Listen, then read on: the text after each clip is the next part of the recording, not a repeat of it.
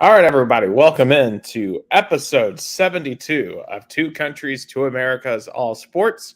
This is April the 13th, 2023. I'm Nick Hill, live as always from Chattanooga, Tennessee, the United States. And joining me from Americana, Sao Paulo, Brazil is Gustavo Tomazeli. Gus, first and foremost, happy belated Journalist Day. We're repping our respective media companies. Yep. Yeah, I don't know if they celebrate it in America. In Brazil, is to honor one of the first journalists ever worked in media in Brazil back when Brazil was still connected to the Emperor of Portugal.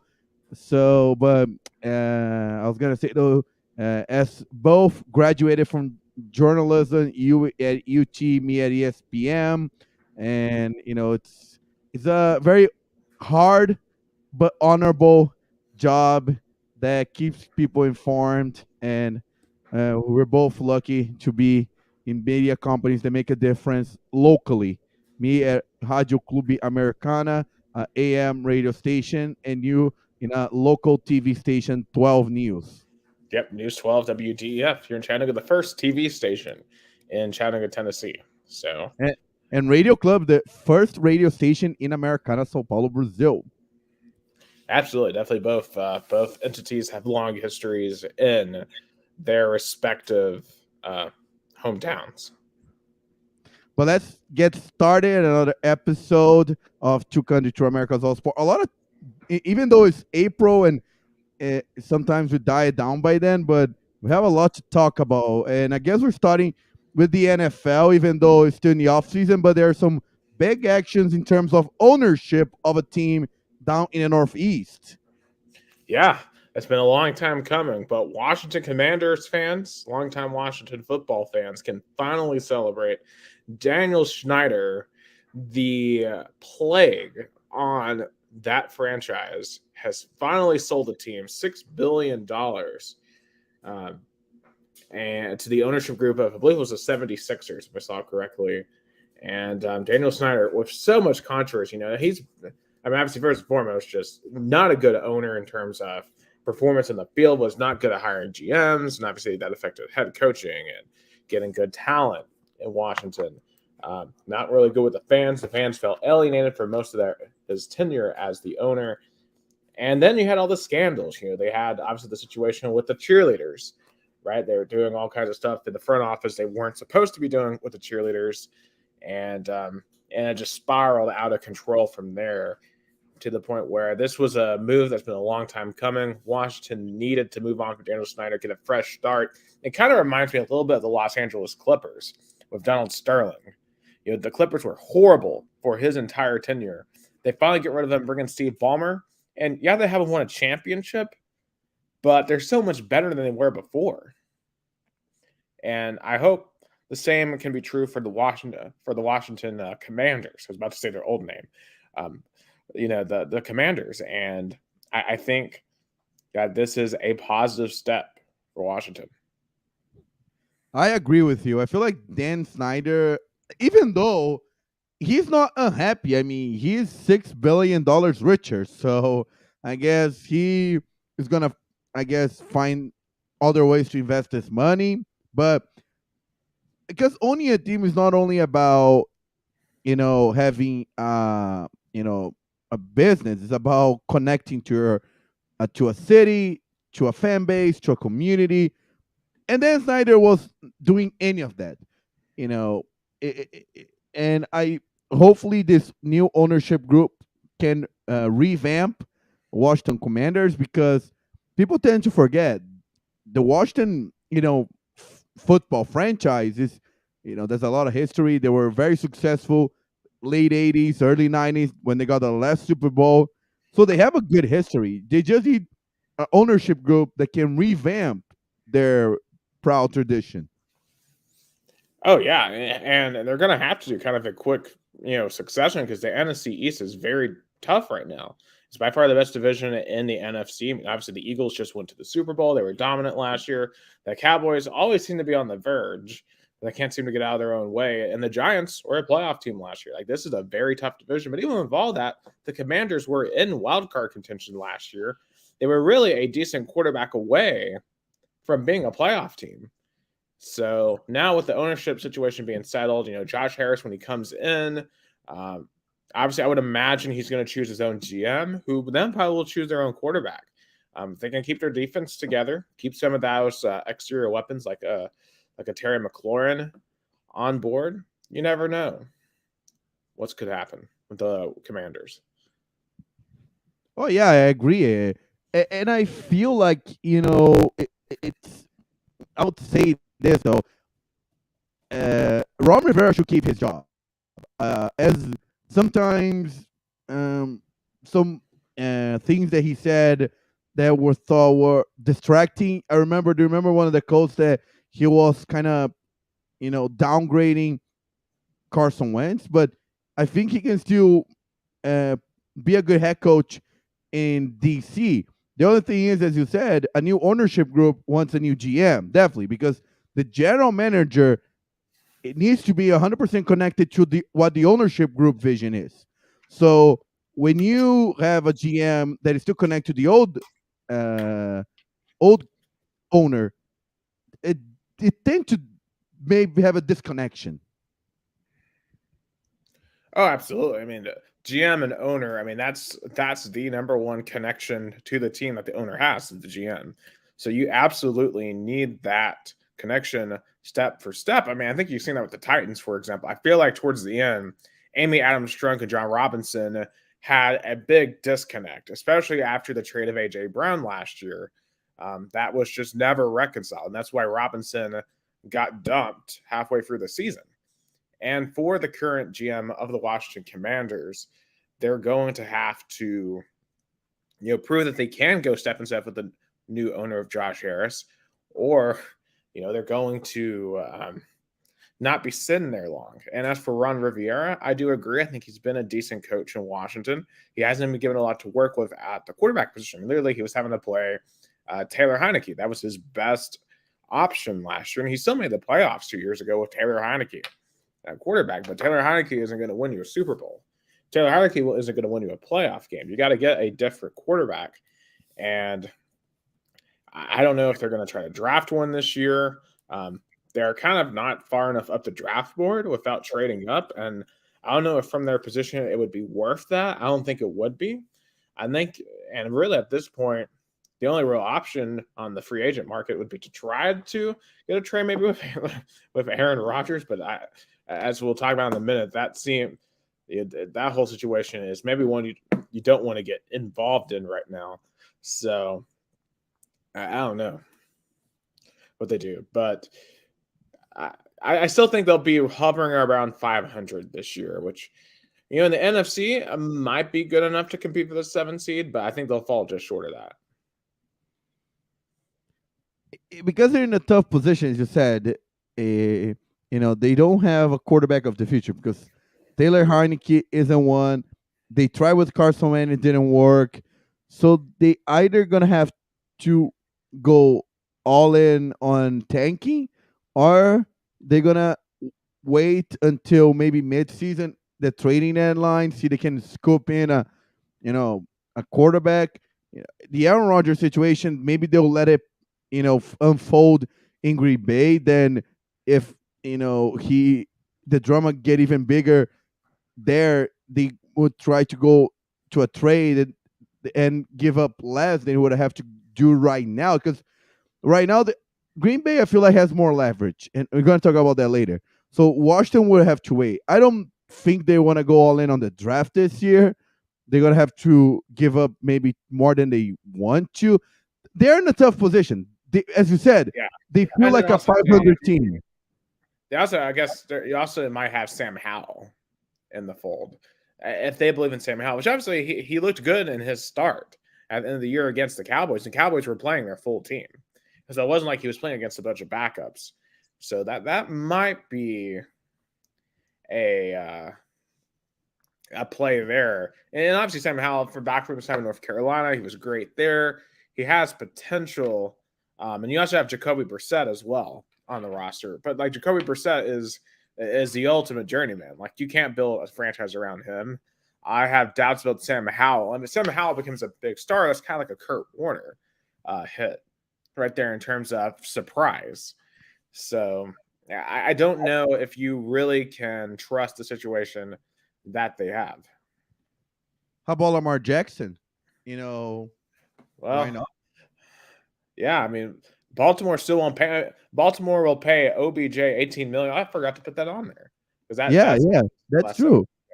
yeah, Yeah, I'll put that but on there but real quick. but Oh, because for Lamar Jackson, think about it. He wouldn't have to move because literally Baltimore and DC are like what, half an hour, 40 minutes away. They are in different conferences. I feel like if I was Washington, why not try to get a trade for Lamar Jackson? and that's I think you could make that offense work around him. I mean, you got a decent backfield. Obviously with Antonio Gibson and J.D. McKissick. Um, obviously you've got better receivers in Washington. I think you have in Baltimore. I like And, McLaurin over anyone they have on the Ravens. and Ron Rivera and John Harbaugh, I think, are kind of the same stylish coaches in terms of, be more into defense and offense. Yeah, yeah, and obviously you'd have to just mold the offense around Lamar. But Lamar can throw the ball. It's not like he can't throw the football. I mean, there's a conception that Lamar Jackson can't throw the ball. If that were the case, he wouldn't be in the NFL. He can throw the ball. And the only problem is Baltimore has not had good weapons around him to throw the ball to, which has made what he has done super impressive. Yeah. So and this is what makes the whole Baltimore situation really weird to kind of transition into that. So they're going to pay Odell Beckham Jr., a wide receiver who didn't play last year. Remember, he tore his ACL in the Super Bowl after scoring a touchdown. Hasn't played since, and he's obviously he's up there in his 30s now, which is on the older end for a receiver. A lot of receivers don't last that long. They're going to pay him $18 million. When even if you look at his time with the Rams, he was good on that roster that was loaded. He didn't have to be the number one guy, but he was a support character. On the Ravens, he's going to have to be the number one guy. I mean, Hollywood Brown is decent, but he's not a superstar. And I think 18 million is overpaying for Odell Beckham Jr. I don't prevent him getting his money, but I don't think he's worth that, especially when you're not paying your franchise guy $30-40 million. And I understand that they don't want to set that precedent for the quarterback market, but the Cleveland Browns kind of put you in this position with Deshaun Watson. They put everyone in this position when they gave him $45 million a year in that $230 million contract. So I don't know really what else the Ravens are going to do. If you want a quarterback, you're going to have to pay for it. Otherwise, you can trial Anthony Brown and be 9-8, which is what you would be. I mean, think about this. The Ravens could have gone deep in the playoffs last year if they had Lamar Jackson. I mean, they almost beat the Bengals on the road. Or you can make the argument they could have gone deeper if it wasn't for one play. One play. Yeah, the fumble there. Yeah, the fumble that turned 1 yard off, 1 yard short of the goal line to a 99-yard defensive touchdown. Absolutely. And that's a play Lamar makes 99 times out of 100. You can trust him not to make that fumble right there. You can see glass half full or half empty. You can see like, Baltimore is having such a good roster. They made the playoff. They could have gone deeper into the playoffs with Lamar if it wasn't for one play. Or you can argue that Baltimore is good, but they didn't have Lamar when they needed the most. You can see like half full, half empty. Yeah. But I think if you're the Ravens, I think you got to look at the last couple of years, and Lamar is the reason why you've been relevant. And if you lose Lamar, then I don't see a scenario where you're remotely competitive for a championship anytime soon. So I think you're going to have to go into tank mode, or otherwise you're just going to be in 500 hell for the entirety of the next 3 to 4 years, because you're good enough to not be terrible, but you're not good enough to be great without a guy like Lamar Jackson. But if Lamar Jackson doesn't go to Baltimore, as we've stated in the past, there's a lot of teams out there I think that would be interested, obviously for the right price. Um, Personally, selfishly, I would love to see him in Nashville. I don't think that's going to happen necessarily, but I would love to see it. I think he can fit in really good within Mike Vrabel's offense. I think he can be a very vertical kind of dynamic quarterback, and Vrabel kind of tends to, build an offense around that. And maybe he would be able to mask some of our receiver issues. Because remember, Yeah, Lamar doesn't have a great receiving core in Baltimore to begin with. So, if you somehow keep Derrick Henry, which that's not a guarantee, you keep Henry and put Lamar Jackson, you don't necessarily need to have a dominant passing game to succeed there. So I just throwing that out there. If the whole plan was to get rid of AJ Brown, which I'm assuming that wasn't, that probably was a panic decision last year. Now you're in this position where we don't have any great receivers. You got to somehow work with what you got now because of the last guy's decision making, and Lamar Jackson would be making the best of that situation. Oh yeah, but in terms of Odell Beckham Jr.'s decision, I think they want to try to scoop in a talented receiver to appeal to Lamar Jackson. To be like, hey, we're building an offense. I feel because either two ways, or this decision was totally influenced by Lamar, and he was like, kind of throw out there like, hey, if you got me a really flashy, good wide receiver, it will help me to stay in Baltimore. Not necessarily it will be, the decision to keep him. Of course, the money factor in this contract has a big factor, but they're trying to appeal to him. I mean, firing the offensive coordinator was the first thing. Now getting Odell Beckham Jr., I think the second.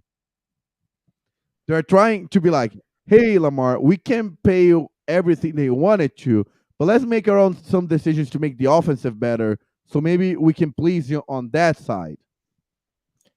I mean, and I think that's what they're trying to do because I know Lamar and Odell Beckham Jr. are friends, so that's certainly going to push it back in. I think ultimately Lamar will be back in Baltimore. I really do feel like he's going to be back in Baltimore.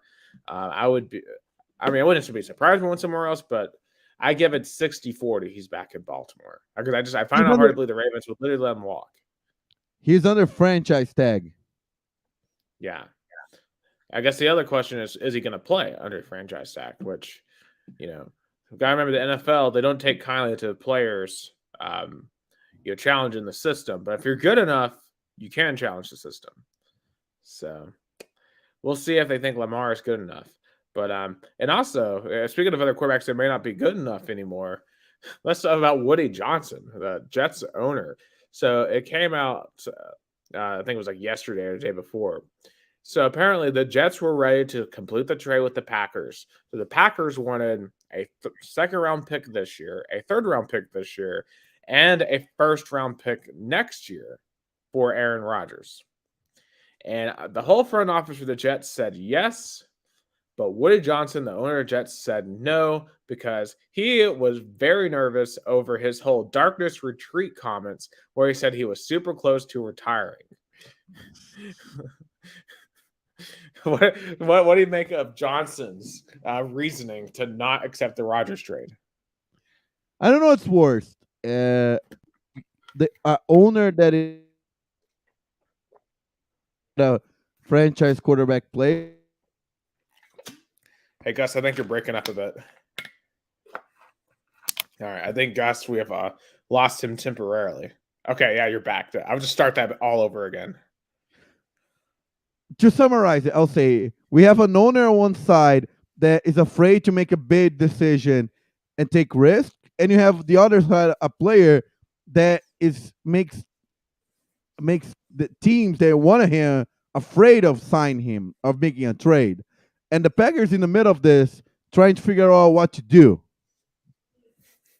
Absolutely, because the Packers they got to find a way to get rid of this contract because he clearly doesn't want to play for Green Bay anymore. That's the fact. He'll be a dead rate on their cap if they don't find a way to get rid of him. But honestly, I think the Jets are correct here. I wouldn't spend a first round pick next year because there's no guarantee that you're going to have him next year. Because what if he comes, plays 1 year, is like he goes back on another darkness retreat next year? He's like, yeah, I've done, I've had it. Then you just spent all that capital for 1 year where you may or may not even be good. I mean, I heard Rich Eisen was talking about this, how, they're maybe looking at like the Denver Broncos from last year and like, just because you go get a star quarterback doesn't mean that things are going to work out because, when I saw what happened with Denver, Russell Wilson was, not very good. It wasn't all his fault, in my opinion. They didn't have an offensive line and his best running back got hurt early. And I think the scheme sucked. But, at the end of the day, $246 million, you got 5 wins out of it. So just not a great endorsement on paying high for an older quarterback. And I think for the Jets, you have all these picks that you have early on, and you still have deficiencies in certain areas. It might be to their best benefit to keep those picks and just keep on building. And then find a quarterback another way. Maybe a younger quarterback you can keep for a longer time. Maybe, maybe Lamar Jackson would be that guy that you can get otherwise because he's younger. I think you get more time out of him than an Aaron Rodgers. I think Lamar to the Jets would be harder because I feel like there's this unwritten, one of the really few unwritten rules in football is that you don't trade your star quarterback to the team in the same conference. Okay, my first thought was Peyton, but he just signed. He wasn't traded. Yeah, I guess for the most part you don't. For the most part, you don't. So I guess that wouldn't happen, and I guess that would doom the Titans as well. But yeah, it just really is interesting, and you have to wonder the whole darkness retreat, all of the controversy. How many NFL teams does that scare about Aaron Rodgers? I mean, despite his greatness as a quarterback at this point in his career, I saw where I knocked up my water bottle. I was at the gym earlier, and I saw they had Fox News on, and I saw that he has endorsed Robert F. Kennedy Jr. for president. He apparently has announced that he's going to run for the Democratic nomination. He's the son of Robert F. Kennedy Jr., who was assassinated back in the 60s. And I didn't really know much about him, but I was just kind of like glancing at him in between sets. This dude's like a massive conspiracy theorist, anti-vaxxer, all this other stuff. And he's apparently Rodgers going to go campaign for this guy. I mean, it's just he's going to do stuff like that that's going to be a distraction to your locker room. With the darkness retreats and the weekly Pat McAfee show appearances. I mean, at the end of the day, is he worth that distraction with that money?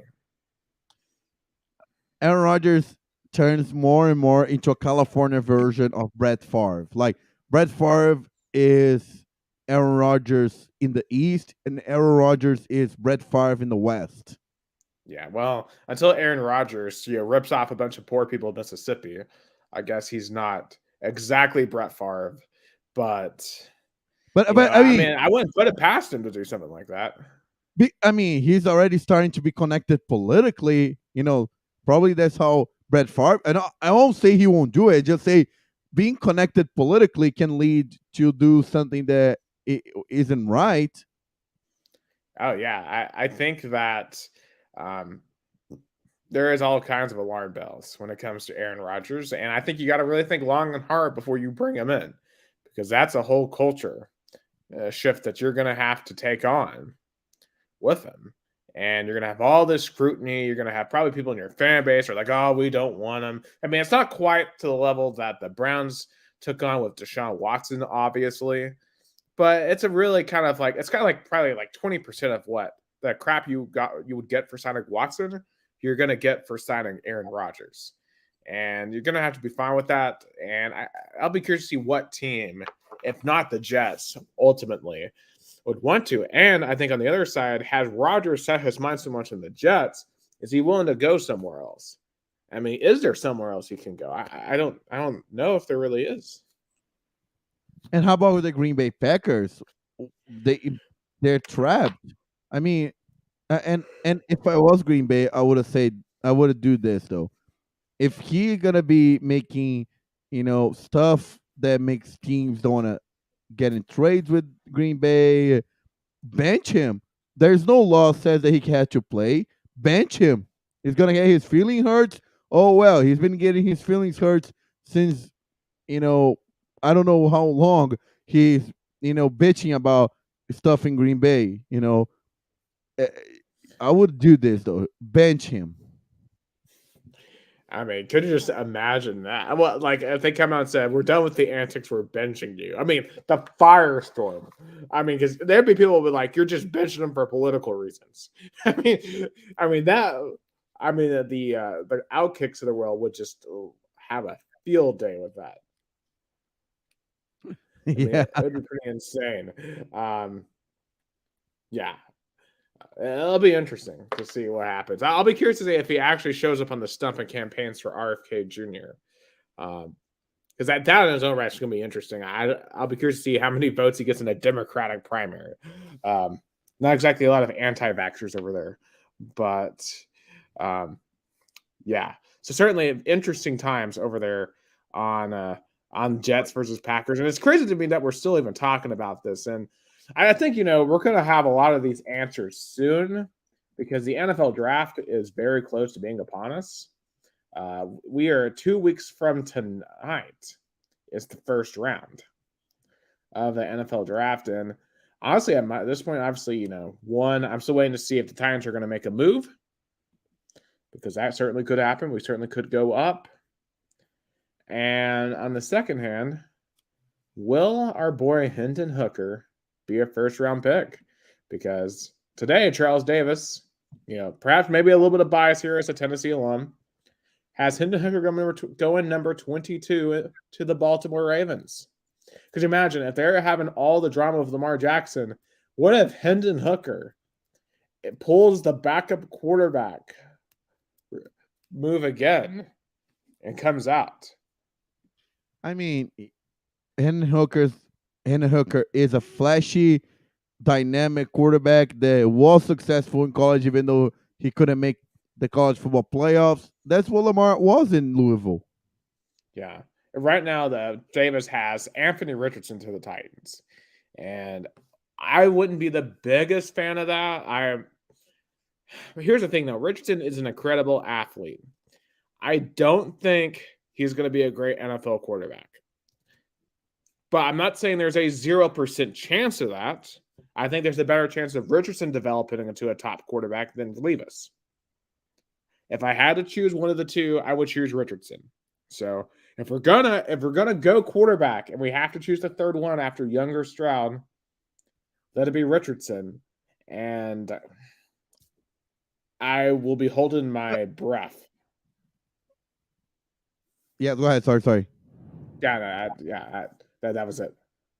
I was gonna say though, I haven't seen one argument for drafting Will Levis. Not one. I'll be like a lot of people say, "Oh, his intangibles are good," but how about his tangibles? Yeah, well, Davis actually has Levis going forward to the Colts. I mean, man, it feels like Levis is going to go to the Colts or the Titans. Imagine we were still at Rock Solid Sports with this. We would all be super nervous on this one. Oh, do you remember that episode when we had the draft 2021 when we did a whole Facebook show? Imagine that. Yeah. Oh yeah. Yeah. That was a good time. I'm trying to think, who did we draft in that draft? Wasn't it God, who did we draft in 2021? Because that was Malik Willis. No, that was last year. That was a Trevor Lawrence. Oh yeah, Zach Wilson went to the Jets. Oh boy, terrible pick there. Not a good picks though. I mean, you have Kyle Pitts at 4, Jamar Chase at 5. A lot of people were criticizing Cincinnati for that pick. Waddle at 6. That's turned out to be a pretty good one. P.N.I. Sewell has been great for the Lions. J.C. Horn at 8 was an overpick. Trying to look down.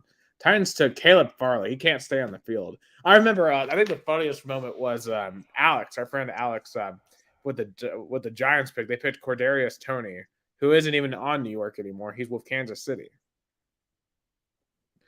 So we knew from the moment that was a bad pick. Oh yeah. So, yeah, so that certainly an interesting draft here, but s- definitely the Jets screwed that one up the most. Oh, when does the Jets doesn't screw something up?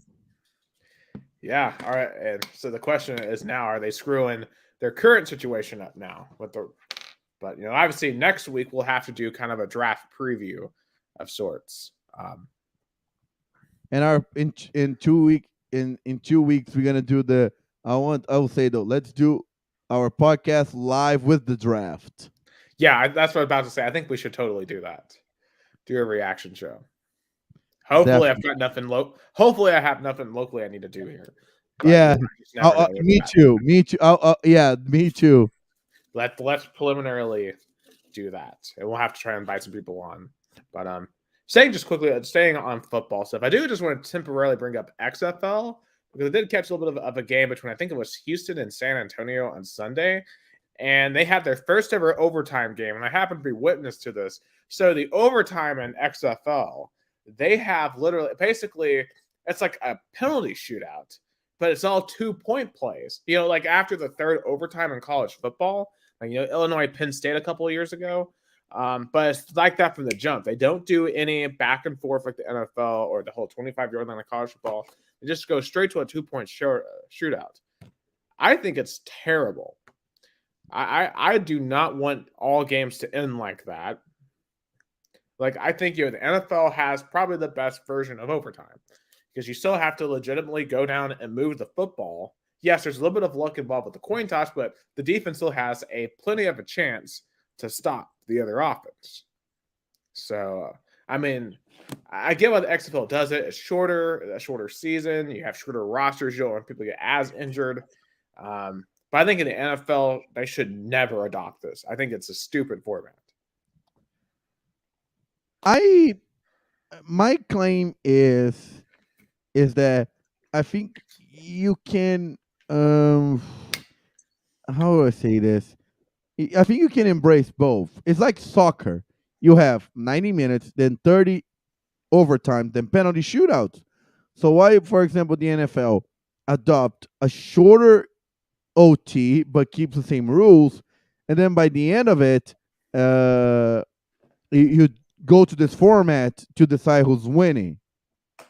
Actually, that is a good point. I think, instead of ending games on ties at the end of 10 minutes, they probably should just do this.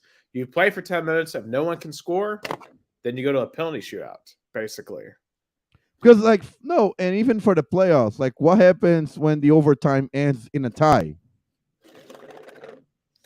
I mean, you keep on playing, you keep on playing and playing until somebody wins. And So I guess, yeah. why don't you go also in the playoffs to that format? It will be more drama. It's offense, against defense. Yeah, I mean, I think college football might have the best balance of this right now because you have two legitimate overtimes from the 25, like we're all used to. And then you have your third overtime, which you start with that whole 2 point thing. And they put this in after that LSU Texas A&M game from I think it was like 2019 when that game happened. It was the 7 overtime game, or it was 2018, the 7 2018 was overtime game. Yeah, the 74-72 game. That's the reason why they put that rule in. So it certainly is interesting. I thought it was crazy when I first saw it. I think for the XFL, I mean, they at least they're keeping like like the original one in back in 2000, trying to get new rules and trying to be a league that tweaks football. I'll say this though, so I'm Yeah. praising the WWE for getting, but I don't know. For me, what football would be great to do is I think a minor league football would be the best solution in terms of this spring football league. I think a minor league football, because I don't understand. Like you have the G League in basketball and the minor leagues in baseball. I don't understand why football doesn't have some sort of version of that.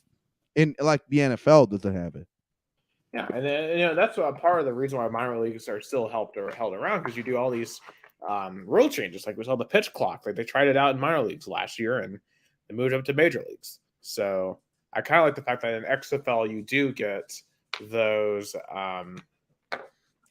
You get those Just changes. Like experimental changes. Yeah, because like if you think about it, a lot of the when the XFL first came in 2000, they did a lot of things that the NFL embraced it because it's good to have a league that you can test it out.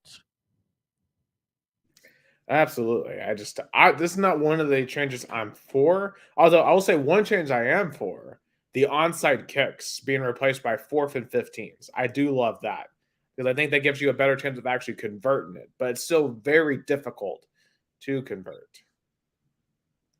So I am a fan of that. But yeah, certainly a very interesting um, stuff there. I thought there was something else I was going to come.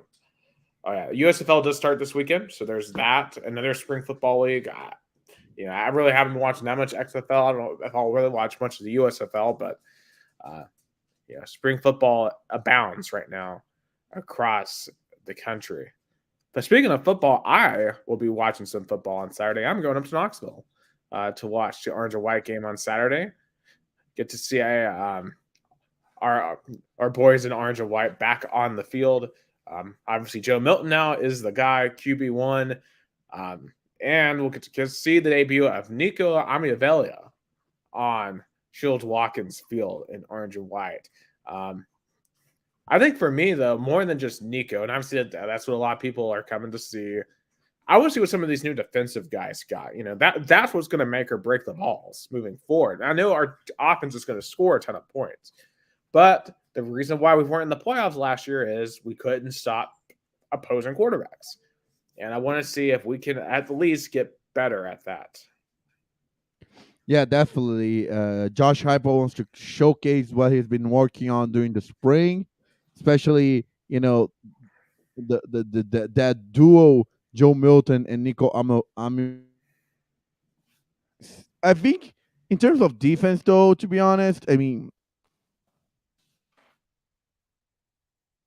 Yeah, I think we're losing you again, Gus.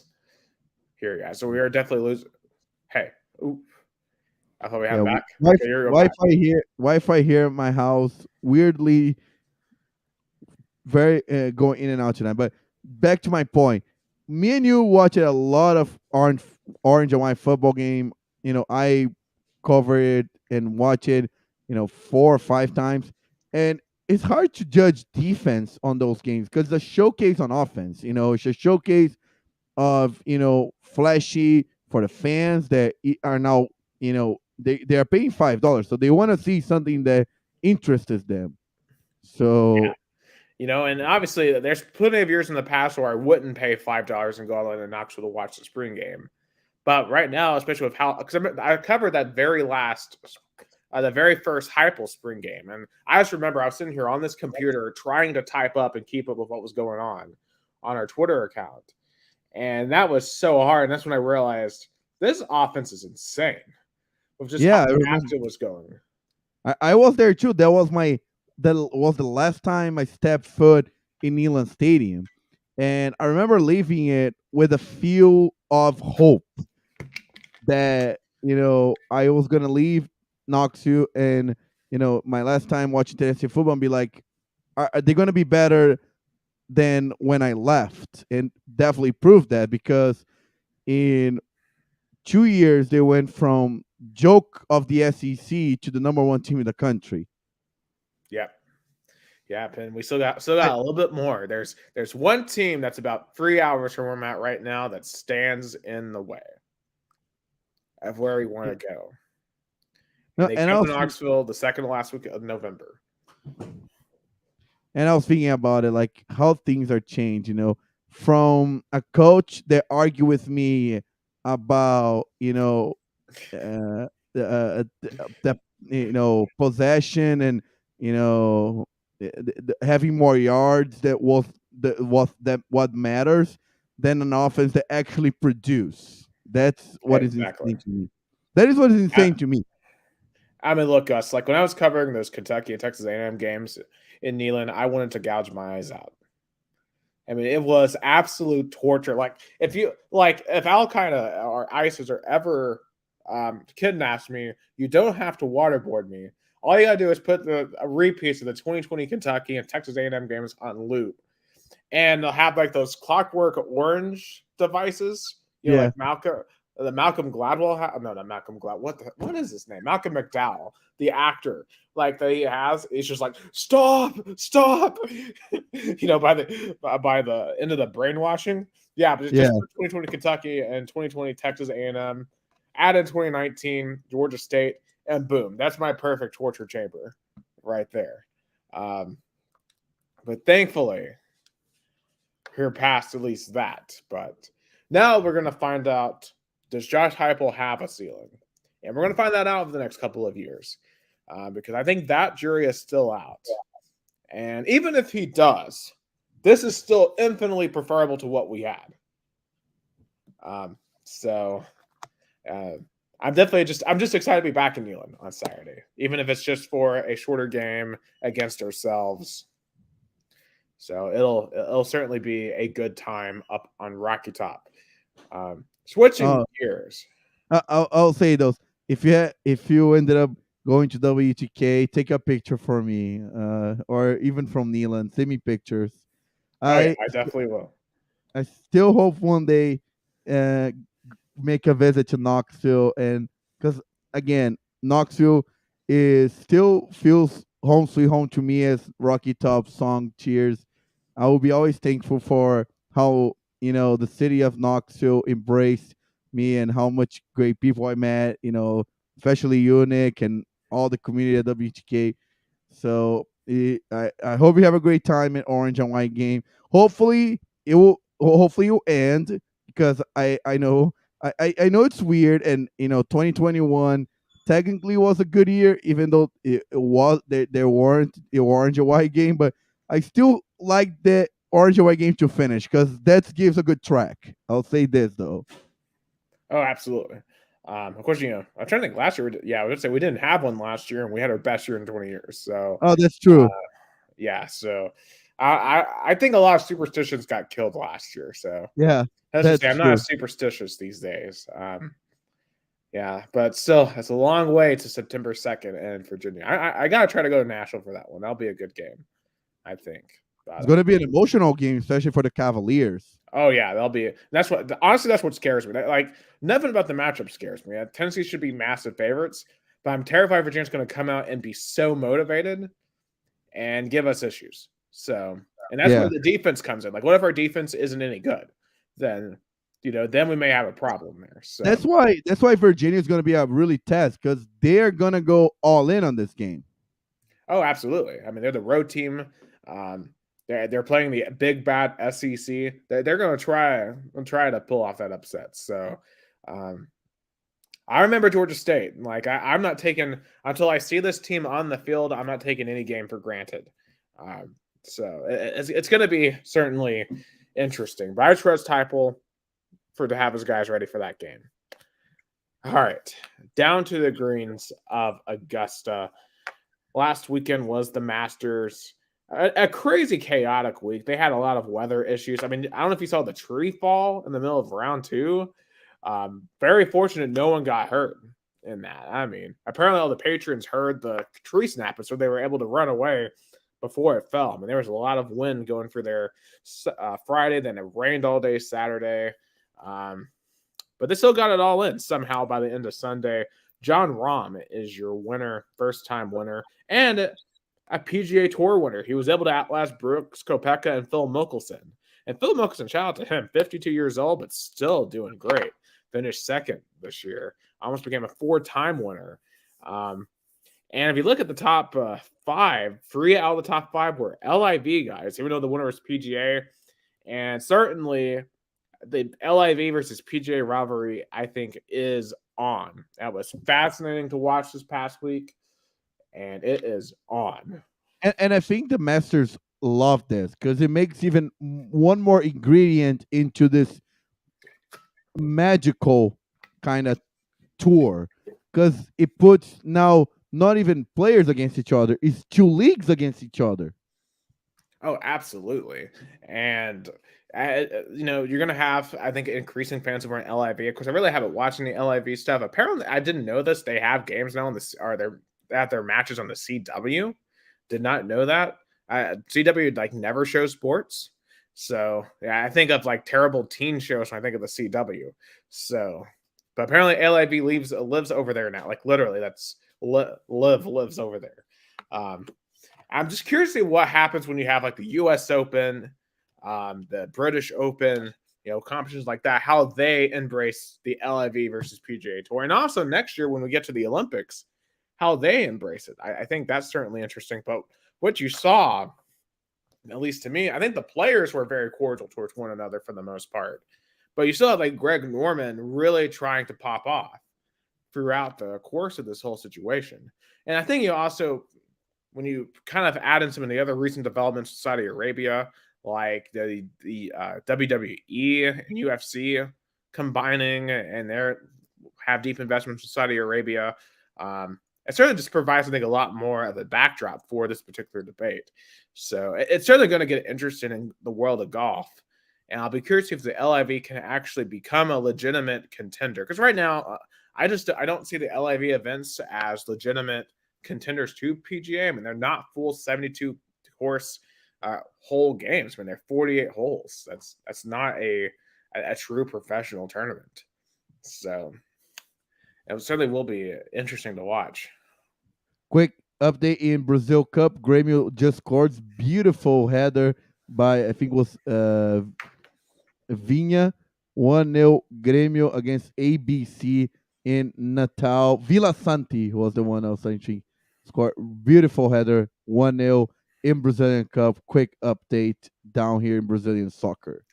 Yeah, and really not much in the way of American sports tonight. So NBA playoffs have the day off tomorrow. One thing I do want to bring up in Masters, just because I'm a TV guy, CBS could have done a better job covering this thing. I mean, here's the thing: like I tried to watch on Sunday, and it feels like they showed 5 minutes of golf, and then they showed like a 5 minute feature, and then it's 3 minutes of commercials, and then you finally showed me a couple of rounds of golf, and then we're back to some other feature. And I'm just like, show me the tournament. Like I'm here to watch the golf tournament, not all this other stuff. And then you have the whole, Augusta National rules were like, oh, we're not going to let CBS start showing our rounds till 2 p.m. to 3 p.m. Like this is 2023. There you have the technology to show us every round of golf. You could have individual cams on the individual golfers if you wanted to. And they just refuse to do that. And there's also, if you look at the coverage distribution, the LIV guys were getting far less coverage than the PGA guys, and I think that was not unintentional. And the CBS trying to play some lip service to the PGA guys, so I hope that improves with time as we get more accustomed to having both of these leagues.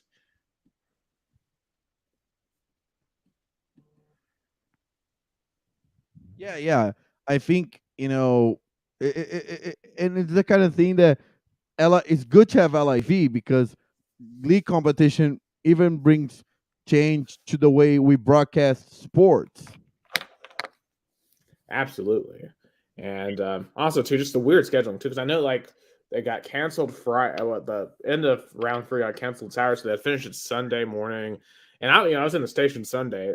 We're a CBS station, so we went off the air at the end of round 3, and before they went back out for round 4. Man, people, all the calls we got, people mad that we took off the Masters for like church services. It's just it was quite interesting. I mean, people love their golf, man. I mean, you have no idea until you're fielding angry phone calls at the local TV station, just how much people love their golf because you turned off the golf. Really, So, people called radios. People called TV stations to complain. Wow, like I would never think. yeah, I think this here. I mean, they call us to. I mean, they call us to ask like what time like games are. Like a couple of weeks ago, that they asked us like one woman asked and called, "When is the Lady Vols game on?" And I knew offhand what it was, but I'm like, Can you not just Google that? Wow, that's I mean, insane. Yeah, I mean, because I think people used to do this like all the time. Before Google, they would call, so it's mostly older people who still do it because they aren't as used to like Google and stuff. But I guess those people in Brazil are getting more into technology than Americans, because I can't think of any old person calling, like, for example, a radio station to ask information about like stuff like that. And would think that like EPTV or VTV, which is like the local TV stations in the Campinas metro area, don't get phone calls like that. I'm curious, but yeah, but so they take sports off the air for church. That's bold, because in Brazil they would never do something like that here. yeah, so from what I thought was we had ended our coverage that morning because the round was over. But then on the college performing, well, the leaders were sold the 17th hole. Why did you cut it off? And obviously, I had no answer for that because I'm not in control of our programming schedule. So because I was talking to our master control guy, that's what he was instructed to do, because churches pay us to show their services on Sunday mornings. I'm sure you remember this, guys. Like if you turned on like WVLT or WATE on a Sunday morning, there's a church service on there. That's what happens on a Sunday morning, especially in the South. And And we make especially, good money from that. yeah, I'll say though, they pay airtime. They want to have that airtime. And so I mean, masters be danged. I mean, who cares about the Masters? The Masters ain't paying us to show.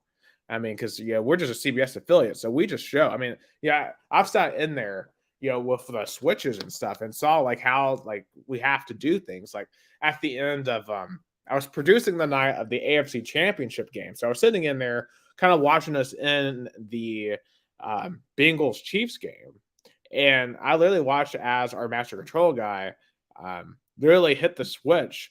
Because basically what happens is at an affiliate station, if you have never like had experience in a local TV station, so there's two switches to switch between local control and national control.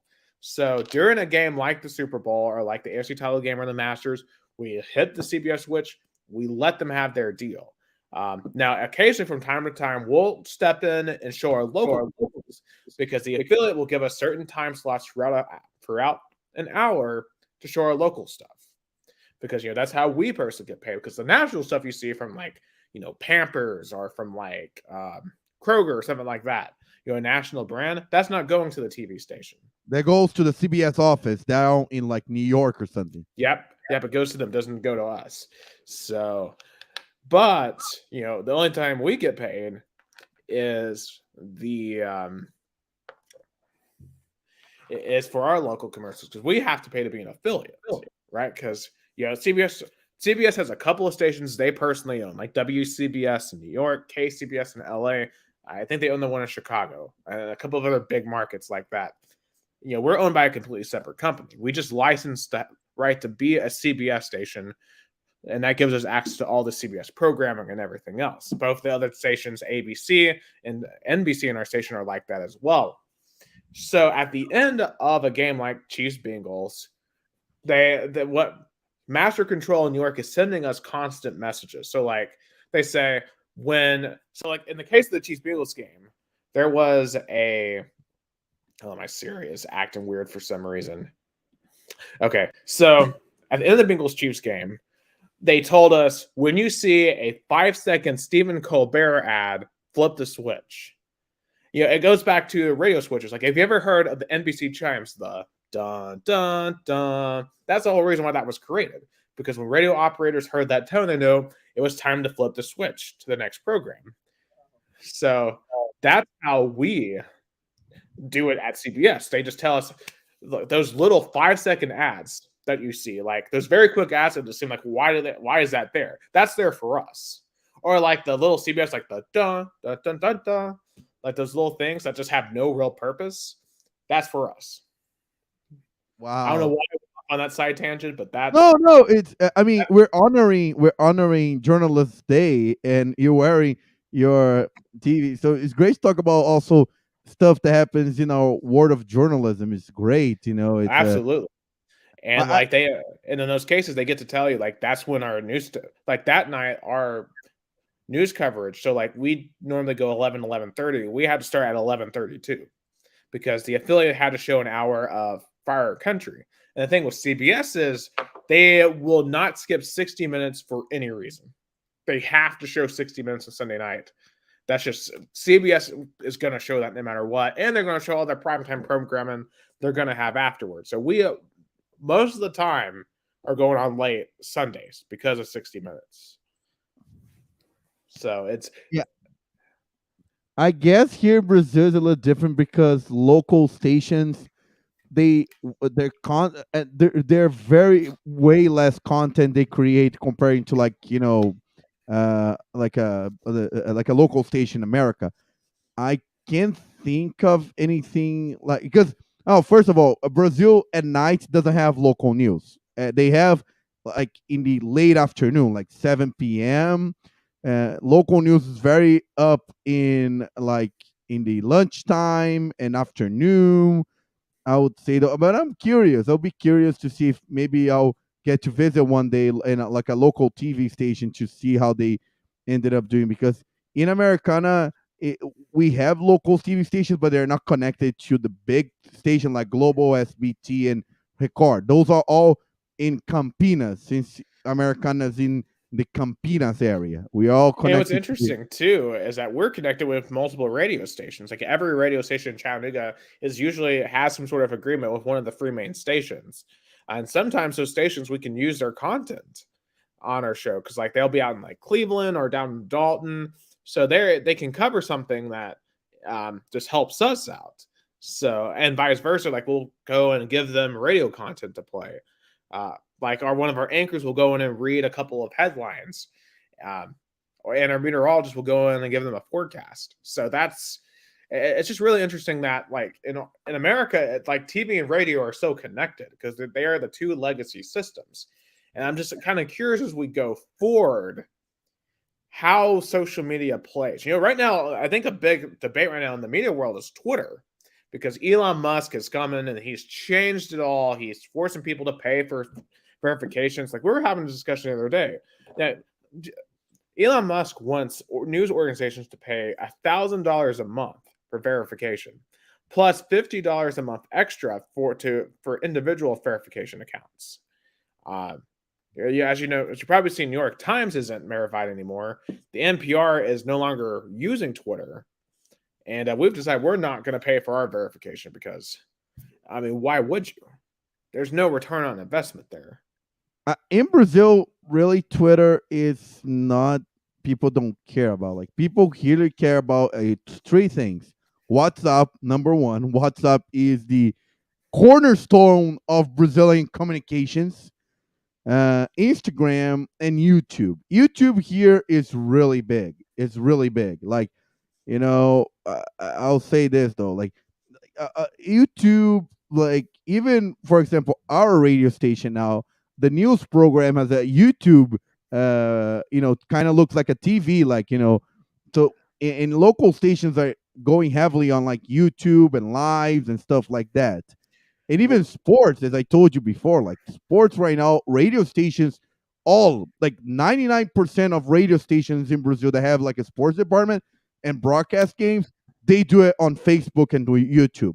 They do it. It's just morphing towards like connecting to your fan base. Like, for example, Wednesday, I was broadcasting Remo and Corinthians, and I had tons and tons of viewers from the state of Pará because of Facebook. All sort of city in Pará, and I'm a radio station down in Americana, but because of Facebook groups and going to the Facebook groups of the team, I was able to share my content, and a lot of people. I had like almost 100 viewers simultaneously. It's for a local like small radio station like me, that's a big thing. And so like that's what so the great about social media. Like you can connect to your like fans you never thought you had. Oh, absolutely. I mean, I do that too. Like for example, the area Chattanooga live in, Hickson, has a Facebook page called Hickson Grapevine. So whenever I do a story in Hickson, I'll hop on over to the Facebook page and kind of ask, hey, who wants to talk about this? And I've gotten interviews like that before. So, or I could go to get connected with someone on Instagram and set up an interview that way. I mean, there's a lot of cool things. I think the most interesting maybe frontier is TikTok. I've seen several news personalities live stream themselves doing TikTok, doing their newscast on TikTok. Although obviously there's a chance it might get banned, but we just have to wait and see on that. But Twitter might get banned here in Brazil wait, why is that? because they are not supplying information about you know uh, people who because of like school, not school shootings, like school attacks, especially the one in Blumenau. Apparently, the guy who killed 4 kids in the school in Blumenau had a Twitter account, and Twitter Wait, is wait, you guys have been having school shootings too? oh yeah, oh yeah, yeah, Oh yeah, crap! in I Blumenau, mean, Goya. obviously from the way we cover it, it feels like it's just an American problem. No, no, not anymore. The talk of the week here at in Americana, but a majority of the towns in Brazil and mayors have to discuss is school security. That's the talk of Americana and all. Like, for example, this week we had in our radio station like the mayors of Americana, Santa Barbara, Sumaré, which like the three city like Americana where I live and the two closest city to where I live. And all the mayors, and all those interviews, the pundits were like, "How you guys dealing with, skill securities? How you guys training? The local cops and stuff like that." That's been the talk of the week here, at least in local politics. Wow, I really hope this isn't like an American thing that's just bled over into Brazil because Yeah, that's kind of terrifying if we're influencing you like that. Because obviously, for the past 2 weeks, I've done several stories on guns here in Tennessee because of what happened at the Covenant School in Nashville, and of course, that's just morphed into a whole other thing with those lawmakers that got thrown out, and they're now back in the.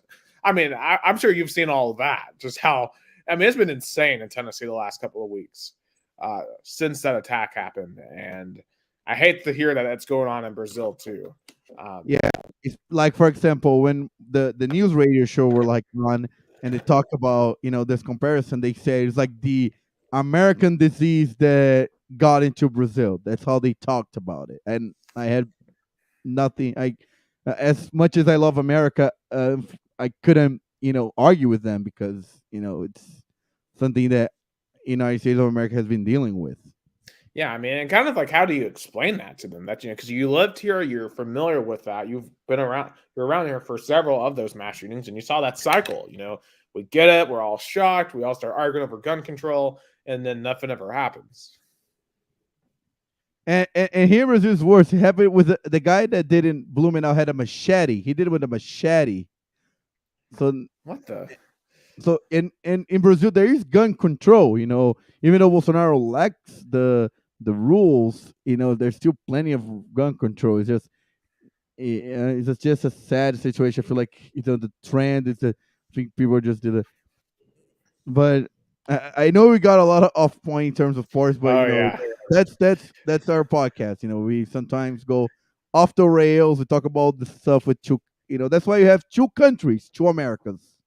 Exactly, and it's great to know that because I didn't know Brazil was having those issues, and this is why we have that because it just goes to show that America's problems are not just our problems, like that they are the world's problems, and I just hope next week maybe we can get through without a mass shooting, but I wouldn't bet on it. Obviously, I know because I was talking with Jason throughout, our friend in Louisville, this on Yeah, Monday, and just how scary that was. Um, for everyone there. So it's been rough recently, just across the country. But anyway, let's kind of get back into sports here. We're getting in a little depressing spot. We got some NBA. We got some basketball here. It's playoff time in the NBA. It's finally the time of year that actually matters. This is where narratives get set. This is where all the arguments that we'll be using forever and ever get set. Our favorite LeBron, our favorite I guess NBA pariah LeBron James is back in the playoffs. They were trailing Minnesota most of the game, but Dennis Schroeder hit a big three at the end of regulation, and the Lakers beat Minnesota in overtime, and they will face the Memphis Grizzlies. Meanwhile, you have the Warriors, Kings, and Suns Clippers in the West, which I just think all three of these series are awesome.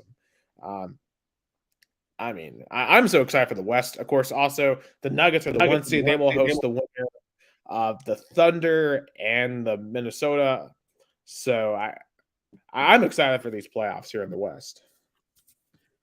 Oh, definitely. I feel like, first of all, congratulations to the Sacramento Kings. Being back in the NFL, the NBA playoffs after 17 years, and it's going to be a lot of grievances, a lot of kind of people, and officiating is going to be hard because remember the last time they had a good run in the playoffs, refs got in the way. So there's going to be a lot of eyes in the refs, especially in a big series against the Warriors. Oh, absolutely. And here's the thing though, with the Warriors, they shouldn't have like a giant free throw advantage, right? Because I mean, they're a 3-point shooting team first. So if there is a big 3-point shooting team advantage, like it certainly seems fishy. So, but hey, there's a Saturday night game, so there's going to be all kinds of eyes on them.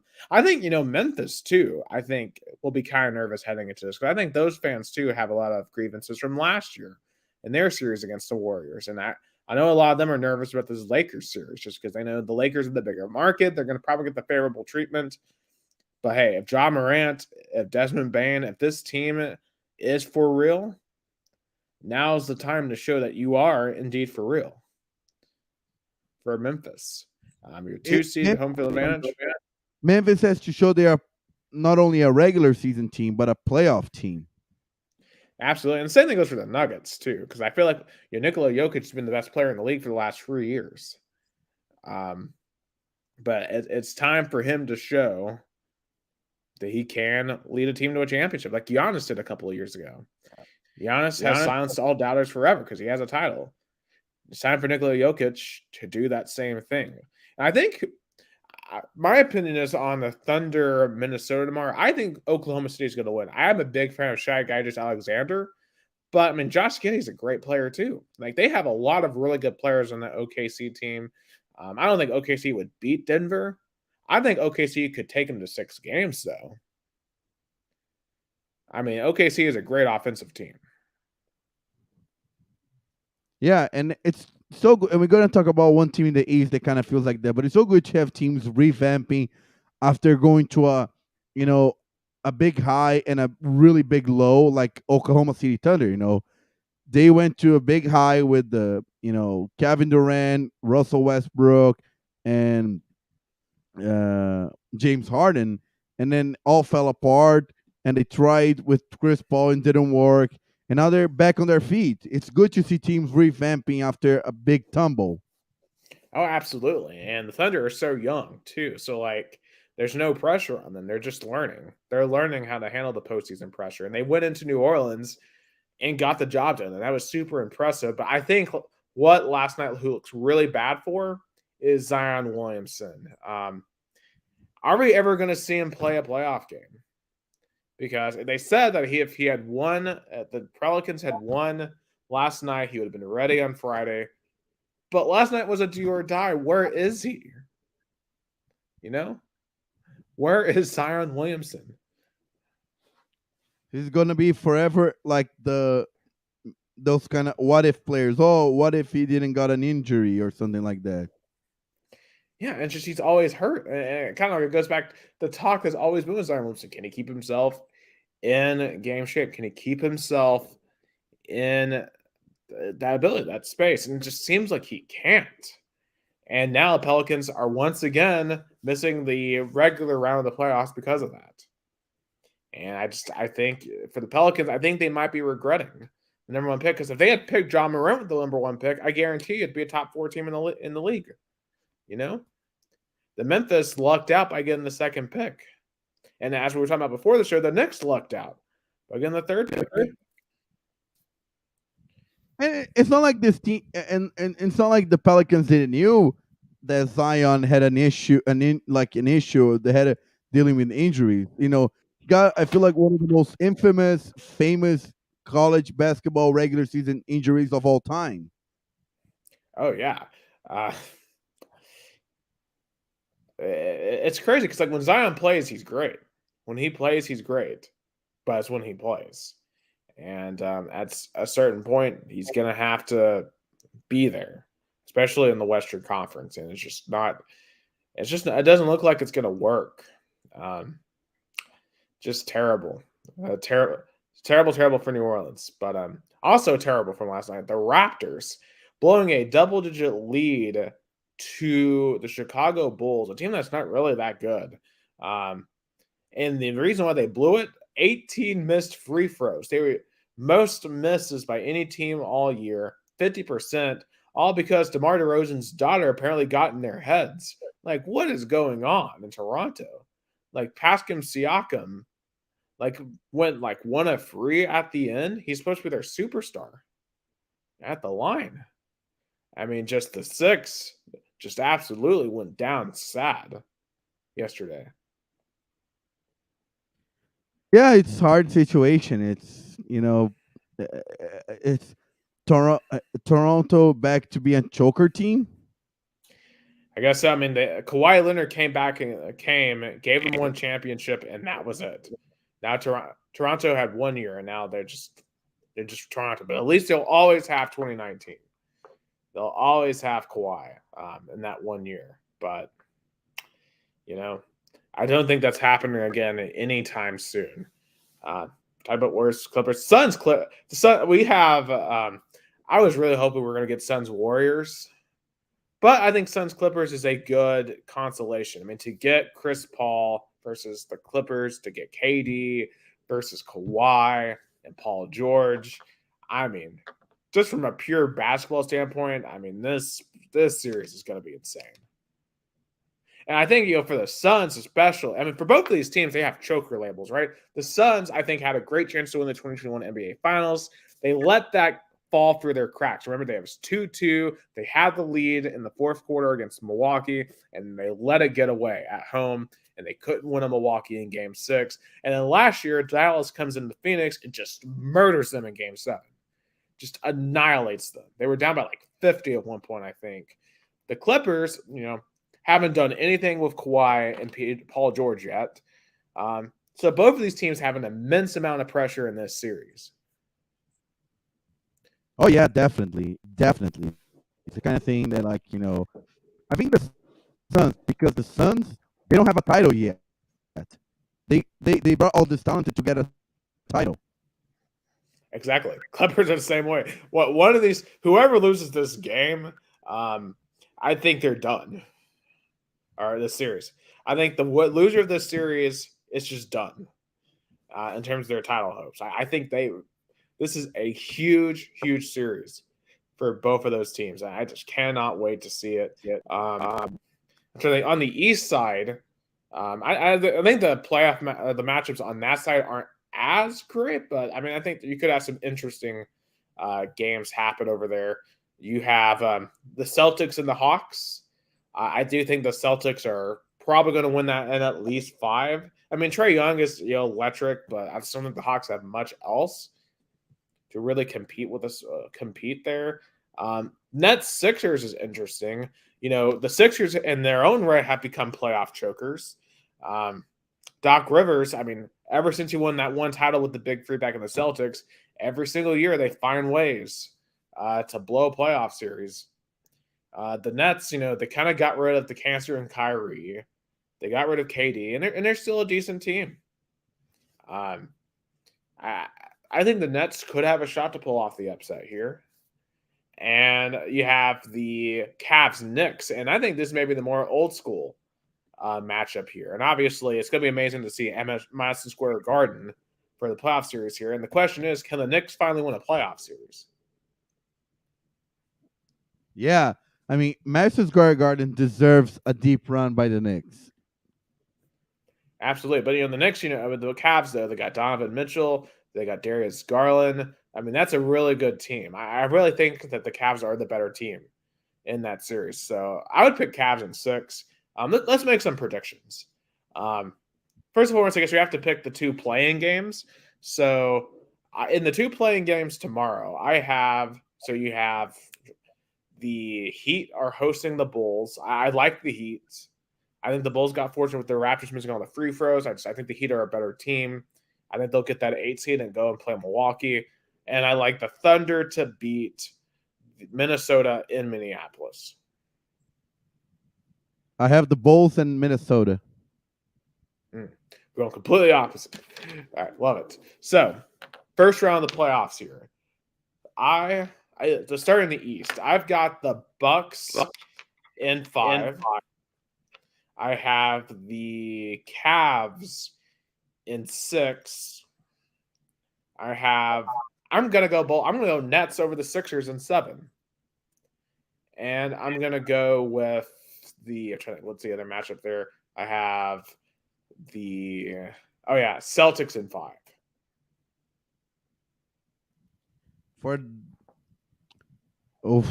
Kind of hard. I'll say this though, but I'll have Milwaukee going forward. I have Atlanta upsetting Boston. Whoa, that would be a huge upset. That would be huge. I don't know. Call me crazy. I just have a feeling. Sixers in 7. Being the 76ers advance, but it's going to be in 7. And the Knicks are going to go to the next round. Go okay. Knicks. Okay, so just sticking with the East here. So I'm going to have and it's so crazy. Yeah. So next round, I would have Bucks versus Cavs. I was going to say about the Knicks. Go ahead. Sorry. What were we going to say about the Knicks?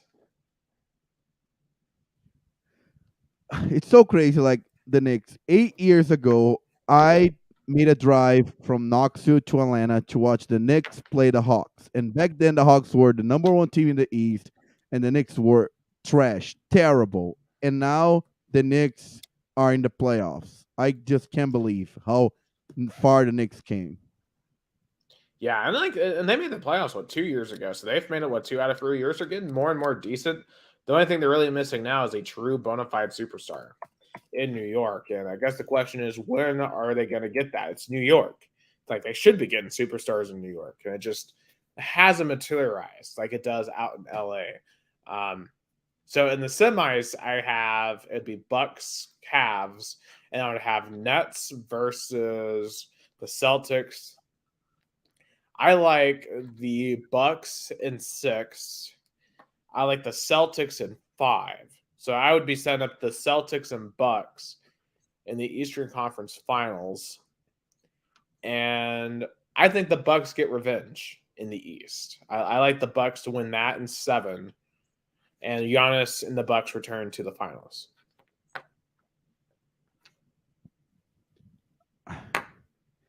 Wow. I feel like I want to wait until next week to make my NBA conference finals picks. That's fair. I'll just give mine then. So on the West side, I'm gonna have. So I would be Timberwolves and Nuggets. I have the Nuggets in 6. I have. Give me the Suns in 7 on Suns Clippers. And I'm trying to think who's a 6-3. It's God, I'm blanking. Oh yeah, Warriors Kings. As much as I want to believe in Sacramento, I got to go with the team with the experience. I'm going Warriors in 6. I hope I'm wrong. And I'm going I'll go Grizzlies in 6. Then in the Western Conference Finals, so you have Suns and Nuggets. I'm going to go with the upset. I like the Suns in 7 again. See, I'm going with a bit of a trend here. I think the Suns are going to kind of break their Game 7 curse a little bit in this playoffs. On the other side, I would so you would have the Grizzlies and the Warriors. I think the Grizzlies get their revenge. Give me Grizzlies in 7. Nets has up Suns, Grizzlies in the Western Conference Finals. And as much as I want to pick Memphis, I think the Suns advance in 7. So I have Suns Bucks rematch from 2021. And I think Phoenix completes their revenge. I don't know why. I'm just feeling the Phoenix Suns are. I think they have a lot to prove in this postseason. I think Kevin Durant has a lot to prove. I think he wants to prove he can win a title without the Warriors. Chris Paul wants to prove he can win a title. Devin Booker wants to prove he's a big part of a title. I'm feeling Phoenix. I mean, Phoenix is the team that really needs go all in, after getting Durant and Chris Paul. I mean, especially like Chris Paul, it's a player that most deserve a title. I feel like Chris Paul, Oh, from absolutely. look what he's been true in the end. What has been true in the NBA? Like, look at this guy. He was gonna go to the Lakers, denied, and went to the Clippers, made the Clips relevant. Carry a lot of guys that ended up flaking after leaving the Clippers, like DeAndre Jordan and Blake Griffin. Then he goes to Houston. For a while, made it work with James Harden. If he played on Game 6 against the Warriors, I believe was like 2017, they would have probably win that game and would have went to the finals. And who knows what could have happened. And then he goes to OKC, doesn't work there, and now in Phoenix, he has a good, solid partner. Wow, what a journey for Chris Paul. Yeah, absolutely. Also, I think one more thing I want to talk about the NBA. The Dallas Mavericks under investigation for tanking. I mean, just goes back to the whole disaster the whole Kyrie trade was. And now literally the whole organization just basically gave up at the end of the season. I mean, just terrible look. And I think, there's questions moving forward, I think, about like Luka and about Kyrie and about Mark Cuban. Just how serious of contenders can they be moving forward? As a team, I think they made some mistakes in that trade. I think they got rid of some of their best defensive players, and it just didn't work. And I'll be curious to see if Luka is willing to put up with this situation for years to come. Yeah, first of all, why do you want to re-sign Kyrie Irving if clearly it didn't work? Why? I think at this point, I mean, I guess the part of it is who else is going to want to sign him. I mean, this dude literally has gone through every single team. I mean, and everyone just, they don't want him because, I mean, as good of a player as he is, he brings problems and he can't shut his mouth. And it just, as I said, it doesn't work. So Dallas Mavericks have found themselves in just a horrible position. I'll be curious to see what the NBA decides to do with their little investigation. But speaking of other playoffs here, we do have Stanley Cup playoffs. They start on Sunday. They're pretty much almost already set at this time. The whole Eastern Conference is set. So all the Eastern Conference matchups are going to be, you have the Bruins, who have the most wins all time, 65, and points 135. They're going to host the 8th seed Florida Panthers. You have the Toronto Maple Leafs facing the Tampa Bay Lightning again. It just feels like the Maple Leafs are constantly in this just perpetual. What is that called? Like when like you're stuck in the middle. It's like that religious concept. They're in a purgatory. Oh, the purgatory. Yeah, like they're always stuck playing the Lightning, and it's just like, can they ever beat them? You have the Hurricanes versus the Carolina Hurricanes versus New York Islanders, and you're going to have the New Jersey Devils versus the New York Rangers. So that's going to be an interesting series right there. In the West, it's not completely set, but right now it's probably going to be something of like Dallas, Seattle, Colorado, Minnesota, Vegas versus Winnipeg, and like Edmonton versus Los Angeles. And if Dallas loses tomorrow, Colorado gets to play Seattle, and Dallas gets to play Minnesota. So the 16 teams are in. Unfortunately, our Predators missed barely. They made a run at it towards the end, but they didn't play well enough early on to get in. So what are you going to do? But hey, shout out to Seattle though for making it. I mean, that's only their second season, so certainly good for them. But I'll be interesting. I think, obviously, I think Toronto and Edmonton are the teams to watch. Toronto finally win a playoff series. And I think Edmonton, just when you look at their roster, Connor McDavid, he's going crazy. I mean, Boston's the best team, of course. But I think Edmonton has a lot to prove here. So It'll be interesting to see what happens. Definitely. Interesting, the Chicago Blackhawks, such a traditional franchise now in the bottom of the league. Yeah, I mean they had that whole scandal with the last owner, and it's bad. It's super bad there. It's going to be a long time before they're relevant again. Yeah, that's true. But shout out to the Boston Bruins again. Record, in terms of points. It's funny how hockey and soccer are so familiar. Like in terms of like using points. Absolutely, and you know, hey, it's kind of suck not having the team to root for, but it's just the way it is this year. A little bit of baseball news here. The Tampa Bay Rays, speaking of history, they have tied for the best start in MLB history, 13-0. I guess the question is, I mean, is it too early to even say this? I mean, we're still only mid-April, but does it feel like they're World Series favorites right now? Because I think an argument against the case is their schedule so far hasn't been the best. I think they are getting further into being a divisional favorite, but in terms of World Series favorite, no, they're again, you really start looking into the regular season in the MLB after the All Star break. Before that, it's just kind of I don't even know Yeah, what to because call it. here's the teams they've played so far. They've played Detroit, they've played the Washington Nationals, they've played the Oakland A's, and they've played Boston. So those are not the four best teams in the league. Honestly, All, the all first good team they've played all year is going to be this weekend in Toronto. Yeah, a team that's disappointing me, the Yankees. Slow start, you know, eight eight wins and five losses. Got blown out today at home by the Twins.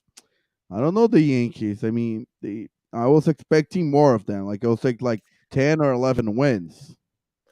Yeah, I mean it's 8-5 is not a bad record though. I think they'll be fine. Um, you know, I, Obviously it's not good that the Rays are 13-0, but I mean that's not sustainable. Plus, I think the AL is just pretty good right now. I mean, the Blue Jays are good, and the Baltimore Orioles are above 500 right now. Um, if you look at the rest of the AL West, the Rangers and Angels are tied for the AL West. The Astros are 6-7, which is very interesting. Um, can the Angels finally make a playoff run? Of course, it's early to say. Braves right now 9-4, good start for them. Um, they play. They're in Kansas City this weekend. Of course, they're just coming off of a sweep at the Reds, where they won all three games by one run. So not the most impressive series, but they did win. So next week, They're though, they go to San Diego and host Houston. So huge week next week. currently there's one game happening. The Padres are losing 3-1 to the Brewers in the bottom of the Mm. fifth. Hey, Brewers have been pretty decent this year, though, from what I understand. They lead the NL Central right now, 8-4. Pirates 8-5. It's Pittsburgh out of the doldrums. Arizona is leading the NL West. But as you said, after 2 weeks, you can't really tell a lot about the standings. Like for example, the Rays, they played 10 games out of those 13 at home. So then Yeah, it's easy that to make also a big. helps. Yeah, that also helps a lot. Yeah, when you're playing bad teams and playing at home. So, but I'll be curious to see if they can sustain. I want to see them win at least tomorrow to break the record, because that would be Yeah. cool to see them be 14-0. So hopefully they can win in Toronto tomorrow to start 14-0. Also, baseball. This is more of a news story here. New Chattanooga, of course. It's been in the works for a while. A new stadium here in Chattanooga, Tennessee, a new baseball stadium. But we learned more about it today. I was actually at City Hall, and so basically where this is at. And I sent you a video on this, Gus, from the site where right now it's the old. Basically, this used to be a big industrial place in Chattanooga. It used to be called the Wheeling Foundry and U.S. Pipe. It used to be a big industrial warehouse, and it's been abandoned now for about 20 years. So it's just derelict. There's nothing happening there. What they're going to do with these old buildings is have them incorporated into the baseball stadium. I think it's going to look super, super cool for the city. Of course, the only real issue is going to be cost. It's projected to cost $79.5 million, and it's probably going to go above. So, is it the best use of money? Maybe not. But I think because here's the thing, this area is what you see when you come into the city from the west on I-24, and I think we need something good there. And also, too, just the whole South Broad area. That's the area where our station is at. It definitely needs a kickstart economically, and that will definitely provide that. I was trying to pull the video out that you show me to show the area. It's just Yeah, still loading here. yeah, definitely, and I can definitely walk But it's through always good. the. Go But ahead. it's always good to have this kind of revamping certain areas of the city. I wish Rio Branco would have a newer stadium. To be honest, though, I feel like where the stadium is right now, it's an area that could be more developed into a residential area of Americana, and I think the stadium would look better in more like outside of the city area. Yeah, but at the same time, yeah, we're building it right in the city area too. And I think if you can like have it, you can have it have its character of the city. Like the idea here with this stadium is to have it kind of honor the industrial past of Chattanooga. I think that really does work for it. Whereas the big thing is just making sure your infrastructure and the cost makes sense. So yeah, Can you so see the you can video? see Lookout. Yeah, so you can see Lookout Mountain there in the background. So that blue building you're seeing in the back here is the Wheeling Foundry. So that was in place for over 100 years, um, but it's been gone for 20 years. So this whole concrete area, you can see the interstate in the background. That's where the baseball stadium is going to be. Home plate's going to be all the way in the far back. The smaller building in front of Wheeling Foundry over there is where the um, right field line is going to be. You can see U.S. Pipe there in the background. My grandpa worked there for a very long time. So, and of course, you look out mountain there. That's our famous mountain that we have with like Ruby Falls, Rock City, Point Park. Beautiful, beautiful area. By the way, I loved it when I visited Lookout Mountain. Yeah, but you can see though, I mean, it's right there at the base of the mountain and nothing's going on there. Outside of the Riverwalk, you can see the path there in the video that you can do. It's like a hiking trail that you can run throughout the city along the river. But that's the only thing that's really going for that particular spot. It's a huge part of the area right next to downtown is being unused. And as you can see, the interstate is coming into the city right there, and there's just nothing to look at. Because think about the aquarium's off the interstate. Obviously, all the mountain stuff's up on the mountain. There's nothing to really look out there. So I think this is a great investment. Because see, right now it's falling apart. You have piles of wood randomly. It's nothing good to look at. Hey, And I your like this idea though. If I was Yeah, plus what I just want to point out too, AT&T Field, while it's not a terrible stadium, it's just you only can really use it for baseball. Like you don't really have concerts there. It's not multi-use. This stadium is gonna do all of that. Like they could probably have soccer games. There. You could probably have maybe football games there, concerts. I think it will truly help serve the needs of Chattanooga way more than what AT&T Field does right now. if I was Chattanooga FC, I would have definitely tried to get involved to build up more like a soccer stadium atmosphere. Like it's like the partnership between the Tennessee Smokies and the one Knoxville FC. Getting this new stadium in downtown Knoxville. That's why I feel like Chattanooga Lookouts and the Chattanooga FC needs to do because the Red Wolves already have their stadium. They got their deal. So the Chattanooga FC, I feel like they need. I know Finlay Stadium, it's a great stadium. I mean, they feel at home there, but I feel like they're ready to have a soccer specific stadium or at least a multi stadium sharing with baseball. Yeah, well, I mean, they did say today the capacity is only going to be about 4 to 5,000, maybe more depending on events. And obviously, that's a lot less than Finley. Finley can seat up to 20,000. So But I think for Chattanooga, in terms of like regular season into the NISA, they could fit in well. If they need it for a big playoff game, then they go play in Finley. Yeah, I mean, I guess it would help with less wear and tear on Finley. And plus, there's been rumors that UTC wants to replace Finley anyway, because remember, that stadium's not on campus, which is my biggest gripe with Finley Stadium. I hate, let's say, Finley Williams Brice Stadium in Columbia, South Carolina. I hate stadiums that are not on campus. Like, a stadium should be a centerpiece of a campus. Like Neyland, like you see in Athens, Georgia, or Tuscaloosa, Alabama. All of those stadiums are in the middle of campus. Nila is in the heart of campus. Like if you, that was the greatest part of working in for you while studying at UT. Is having that Neyland Stadium right down the middle where you study, because you feel Yeah, like yeah, it's a reminder of why we all get to be here, because that's what funds us. You know, for example, ETSU found a way to build a stadium in the heart of their campus.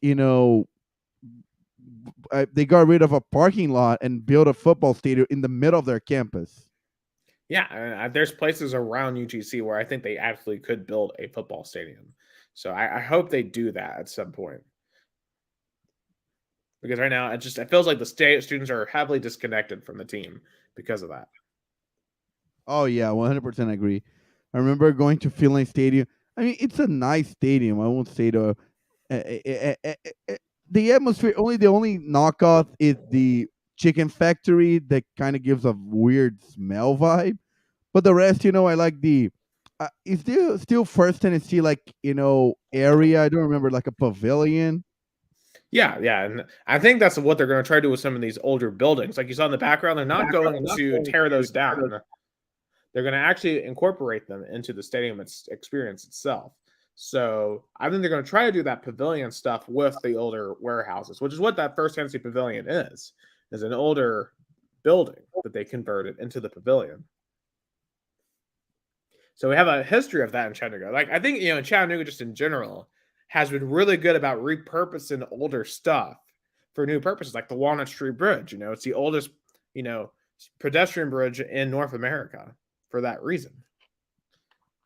Used to be a automobile bridge, and we've repurposed it into a pedestrian bridge. So it's a story of Chattanooga. Yeah. But I hope it gets built. I hope it get, and hopefully maybe by then I'll be able to visit Chattanooga and see a baseball game down in Chattanooga, because I watch a football game, a soccer game, but never a baseball game. Yeah, I'm actually going to go tomorrow. Mississippi Braves are in town, so I want to go see some of the Braves prospects play. So I'm going to go to that game tomorrow. It's going to be Well, an interesting time to see perhaps the big future of the Atlanta Braves. big sports weekend for you. Yeah, go and look out tomorrow, and orange and white game on Saturday, so it'll be fun. Quickly, just some NASCAR stuff. And really, they went to Bristol Dirt last week. Christopher Bell won that race, and it might be the last time Dirt Bristol ever happens. The track owner wouldn't commit to another year. And there's a huge controversial run, not that she remain on dirt. I will just come out and say I loved this race. I thought it was very action-packed. The last 15 to 20 laps of stage 2 was some of the best racing all year. I think we should stay on dirt. Maybe not at Dirt Bristol, though. I think that you can do a dirt-specific track, like a Knoxville in Iowa or Eldora in Ohio, and make that work. And because we've gotten better at dirt racing.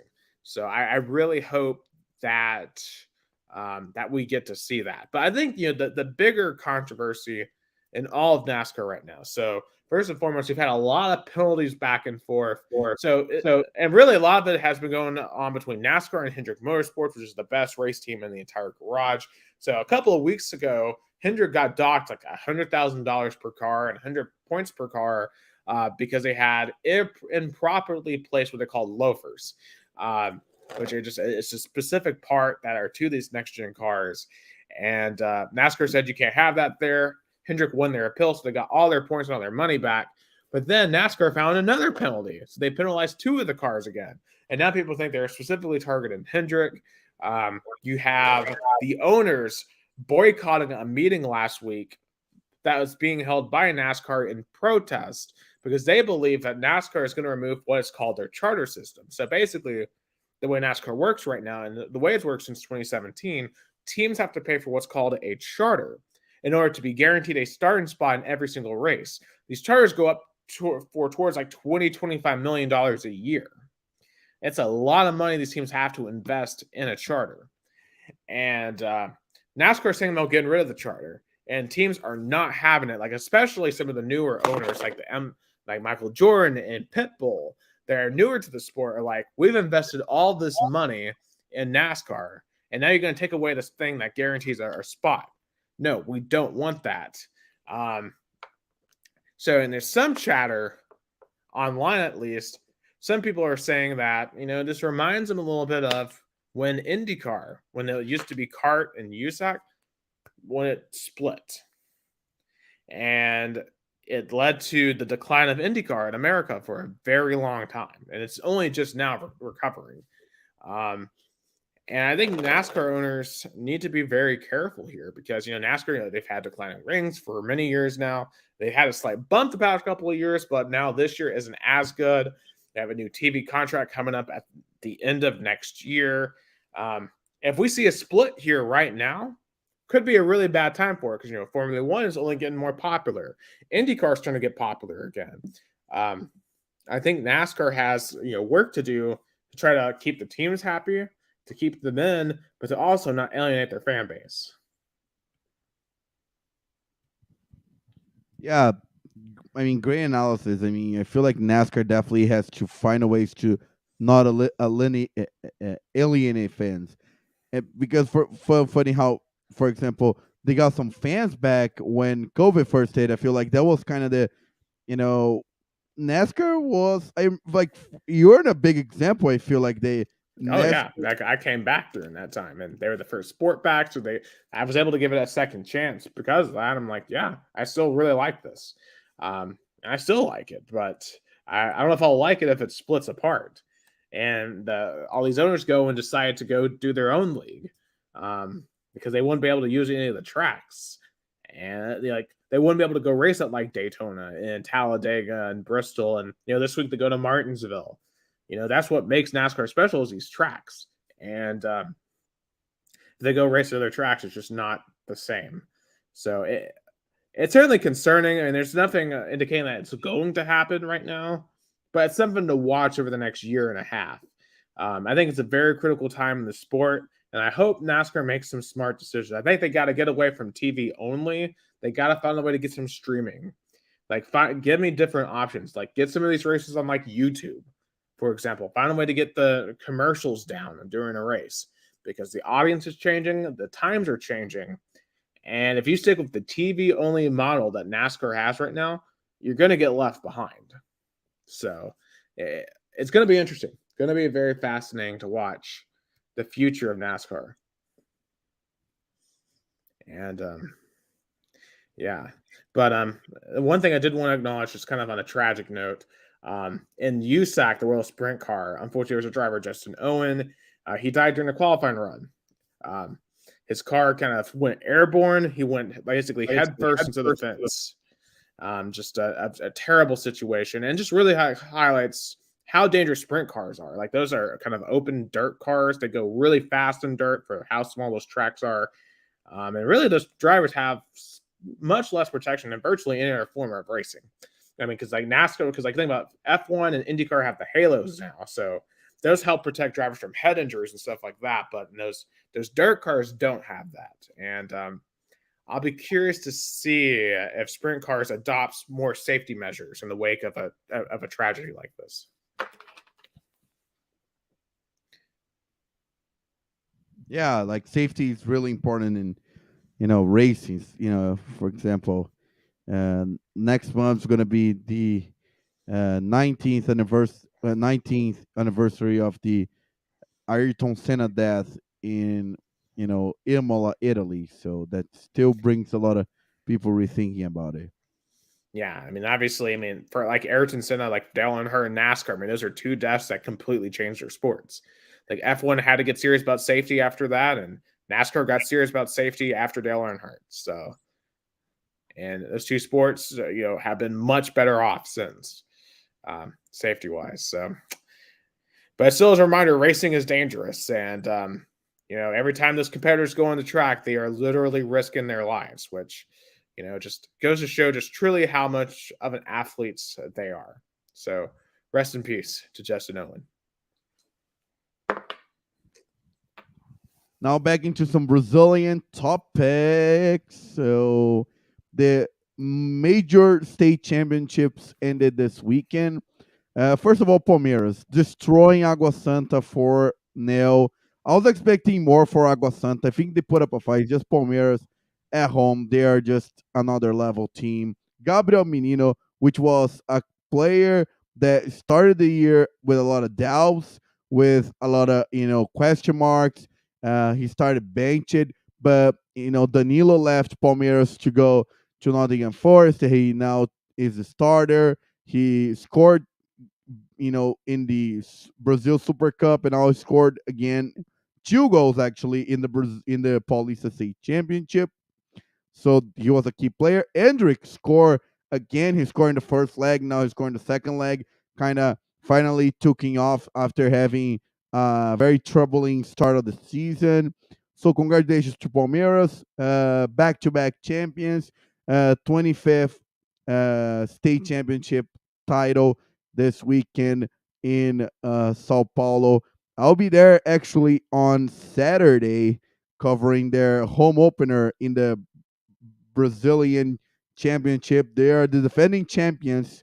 They're going to play against Cuiabá Saturday, 3 p.m. Eastern, 4 p.m. Brazil time. I'll be broadcasting on Club Radio 580 a.m. I think Palmeiras truly deserve this title, and it's kind of like they won the 3 out of the last 4. So I don't know if Yeah. Nick saw the highlights, or I think it was a deserving title, right, Nick? Yeah, I mean, Palmeiras, as you said, they're just the better team. As much as I wanted Agua Santa to finish off the Cinderella run, it just wasn't meant to be for them. But they should hang their heads high. I mean, it was an amazing run. Yeah, It it was was truly amazing run. I mean, I feel like they're in the right track. Now they after the final game on Sunday, they're now on pause. I said on like they end their season.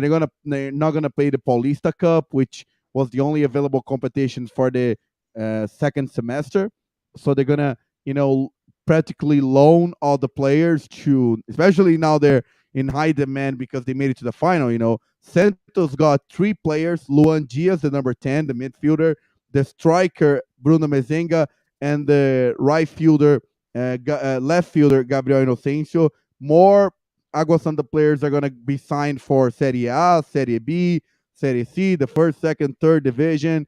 So I think all Agua Santa players are going to be playing for other teams, and the majority of them are going to come back for the next year's Paulista. Next year, Agua Santa plays the Paulista, the state championship, and the fourth division nationally. This year, they're gonna invest a lot of money in the stadium. They're gonna, try to improve the infrastructure there, especially get a lighting system to play games at night. So we'll see what Agua Santa do it. But congratulations to Palmeiras, I guess my another question is title. for them, how far up can they go to ladder? Because I know they're in fourth division nationally. So they've made the national stage. Can they go up further than that? Can they make it the third? Can they make it the second? Can they make the premier division? I think so. The area where they are, we call the ABC area, the Metro São Paulo, is filled with stories of teams climbing out the ladder. São Caetano went all the way to even a finalist in the Libertadores. Now they're down, but Santo André made it to the first division nationally and won the Brazilian Cup. São Bernardo in the third division nationally. So I think it's possible. I think there's a history in the area. I think Água Santa, I fourth division Serie D is so hard to predict, because it's one roster for the Paulista State Championship, is another roster for the fourth division athletes. 2 different competitions. It's 2 completely different rosters. For example, Inter de Limeira, which was playing the first division in the state here in Sao Paulo, the Paulistão, had to completely revamp their roster to play the fourth division nationally. It's a whole different level. Yeah, so definitely, I'm very interested to hear about their progress in the years to come. But now talking real, Fluminense masterpiece of a game. 4-1. Marcelo, former Real Madrid player, scored 2 goals of German Cano, and Alexander scored, and Ayrton Lucas, it made it 4-1. But it was a truly embarrassing game, especially for one person, the head coach Vitor Pereira. He got fired the next day. I feel like Flamengo should have done literally the same day. I think they took one day later because they were trying to figure out a way to make a payment plan for their buyout, but there was no deal. They're gonna have to pay the $3 million, 50 million reais for the buyout of the contract of Vitor Pereira. Flamengo spent 37 million reais in buyouts Man, since Jorge Jesus left in June of 2020. That's $7.4 million in buyout money for coaches. I mean, hey, they are learning from the old school Tennessee athletic plan payment plan. Oh yeah, definitely. Tennessee make Flamengo and Tennessee. They spend money on buyouts. Yeah, of course. Now Tennessee has finally figured out a way to not. So you said it was what 50 million Brazilian real? Oh, Brazil, 37 million reais, which is $7.4 million in buyout money. Flamengo spend it Wow. within 4 coaches: Domenech, Rogério Ceni, Paulo Souza, and now Vitor Pereira. I mean, it's just insane when you really think about just how bad you have to be And how to. mismanaged Flamengo's been, so mismanaged. The fans are I feel like Flamengo needs to hire Jorge Jesus once and for all to either be the best team in the Americas and be this kind of great, this legacy team, this super team, or Jorge Jesus stumble really bad and gets fired, and finally the myth is over, and I think Flamengo can move on of him. Because since he left on June 2020, there's been almost 3 years he left, and Flamengo could couldn't move on. Like Flamengo brought the best coaches, like Renato Gaúcho, Dorival Júnior, Rogério Ceni, Domenech, Paulo Souza, Vitor Pereira, 6 coaches, and I feel like none of that truly worked, even though they got the Brazilian Championship in 2020, 2021, Brazilian Cup, and Libertadores. But the fans doesn't feel like they enjoy the title because they're still paralyzed in the 2019 era of Jorge Jesus. Yeah, I mean, it feels like we've been talking about this the entire time since we've done this podcast, and Flamingo still just can't get out of their own way. Like they're chasing previous trends. Maybe the series of embarrassments, because I feel like there's only so many times you can be embarrassed over and over and over again. Like it's like the quote from Far Cry 5, or Far Cry for whichever one it is.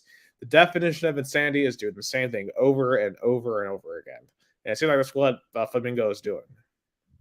Definitely. Flamengo needs to, find a way to deal with their, because I mean, 10 years ago they were in serious financial troubles. They didn't have the budget that they have right now, but the way they're spending buyout money, they're going to go back to being high debt, no low budget team. Yeah, I mean, it feels like you know, it comes to them like, I mean, just how much longer can they sustain the spending? That's the big question. So tonight they lost again, 2-0 in the first leg of the third round of the Brazilian Cup in Maringá. So even though they fired Vitor Pereira and their interim head coach was coaching tonight, they lost it again. They're all in shambles. Flamengo. Another game tonight. Grêmio 2-0 against ABC. I was updating. Great game. Yesterday we had Atlético Mineiro 2-1 against Brazil of Pelotas. Botafogo 2-0 in Ipiranga from Rio Grande do Sul. Fluminense still, riding a high horse after winning the Rio State Championship, 3-0 over Paysandu. Coritiba Sport 3-3. Fortaleza 6-1 over Águia de Marabá. Nova Iguaçu lost 2-1 to América of Minas Gerais. And the Paulista teams, São Paulo, Santos winning 2-0 on the road against Botafogo. Santos really needed that win. Lucas Lima scored actually a goal. He's been kind of the main player of this team scoring. But on São Paulo tying 0-0 to Ituano. Terrible, terrible, terrible game. Horrible game. It was just awful. 0-0. Palmeiras, another win, 4-2 over Tomazeli. And then Corinthians. What? Corinthians' worst game of the season, 2-0. They lost to a third division team, Hamo. Corinthians didn't, I think, shot one shot on goal. Hamo completely dominated the game. The Corinthians coach, Fernando Lazo, made terrible decisions. Like, there was a young striker named Pedrinho. He was playing great. His subbed in on halftime. Why would you do that? I mean, you got one shot on goal against a third division team, and you're Corinthians, right? Like you're a Yeah, top 5 brand in all of Brazil, yeah. and you don't sub. It sounds like Victor Pereira should be joined on the unemployment line down there. That was actually a funny tweet of the city of Sao Paulo. They were promoting their, like, you know unemployment, kind of getting out of unemployment kind of thing. It was like, government do that, like, hey, and they made a joke with Vitor Pereira, like, hey, if you're like Vitor Pereira and you're out of a job, come join our program to find another job. That was really funny. Yeah, Like, I wonder how's his mother-in-law reacting to the news. yeah, that's everybody asking. Like, I made a joke on the radio right now. Now is the fifth that 15 million reais, like the $3 million buyout. I guess you're gonna have the premier care in healthcare in Portugal that you can have. That I mean, here's the thing: like you fired him faster than Auburn fired Brian Harsin. I mean that's just insane because they were ready to fire Brian Harsin after 10 games his first year, and yeah, they basically try to make up a whole thing where he was having an affair with one of his assistants to try to get rid of him sooner. I guess Vitor Pereira did not have anything that Flamengo could use it. Oh boy, they wanted to, but they, I guess, couldn't find They anything. didn't have a Kelsey Crochet on staff. No, no, Man. they didn't. And and Last, and, but and and now they do all that and they got Hugh Freeze as coach. So go figure. yeah, figure out. Last but not least, Brazilian Championship starts this weekend. The defending champions Palmeiras play at home 4 p.m. against Cuiabá. 3 p.m. Eastern, 4 p.m. Brazil time. I'll be broadcasting this game live from Allianz Park. América Mineiro Fluminense, Atlético Paranaense Goiás, Botafogo São Paulo, Red Bull Bragantino Bahia, Fortaleza Internacional, Atlético Mineiro Vasco, Corinthians Cruzeiro, Flamengo Coritiba, Grêmio and Santos, the first week of the Brazilian National Championship. Of course, all eyes on the defending champions, Palmeiras, if they're going to go for a back-to-back titles. Flamengo also, I think, is going to be favorite, but keep an eye on Fluminense, even Corinthians, even though I don't think they're playing their best right now. I don't think the coach is going to survive for much longer. But it's going to be 38 rounds, 38, not 38 weeks, but 38 rounds of a lot of emotions for the Brazilian national championship. I know it's too early to predict, but do you think who do you think is going to be who do you think is going to win the Brazilian national championship? I mean, it'd be full spirit against Palmeiras until I see someone beat them. It feels like it's foolish. Spirit against That's fair. I'll be rooting for Fluminense though. Fernando Diniz, I think, deserves a big title. I mean, he got one for Fluminense, but he deserves a bigger title. I think he's playing this most exciting kind of soccer in Brazil. I think Fluminense. I don't know if they gonna have the healthy roster to maintain because it's an old roster. So if the roster can maintain healthy, I think Fluminense, I think, is gonna win the Brazilian national champion. Nick, you have a big shout out to do. Absolutely. This is for our friend Jason Warwick. He got his first win. Just tell me, had his first win as head coach of his Central High School Yellow Jackets in Louisville. So congratulations to him. He is a winner as a head coach. Nice. Not easy to be a head coach. Oh, shout out to Rio Branco under 20. They beat Independiente Limeira on the road 1-0 on the last play of the game. I was there broadcasting, so happy to see Rio Branco get a win, even though it's still in the under 20 state championship, even though it's a legit competition. It's against the best teams in the state in under 20, but it's a great win, 1-0. And every time Rio Branco wins, I'm happy, especially when I'm there broadcasting. Absolutely. So definitely a lot of good. We've had some darker moments in this episode, but nice to end on those positive notes here on the episode 72 of Two Countries, Two Americas, All Sports. For Gus Tomazeli down in Americana, Sao Paulo, Brazil, I'm Nicholas Hill. Next week, recaps of NBA and NHL playoffs, the start of them. You look ahead to the NFL draft as we get ready to see what teams do. As we are in the middle of the spring, we are rolling for 2023 on the only sports podcast that talks about American and Brazilian sports. This has been episode 72 of Two Countries, Two Americas, All Sports. Have a great weekend, everybody.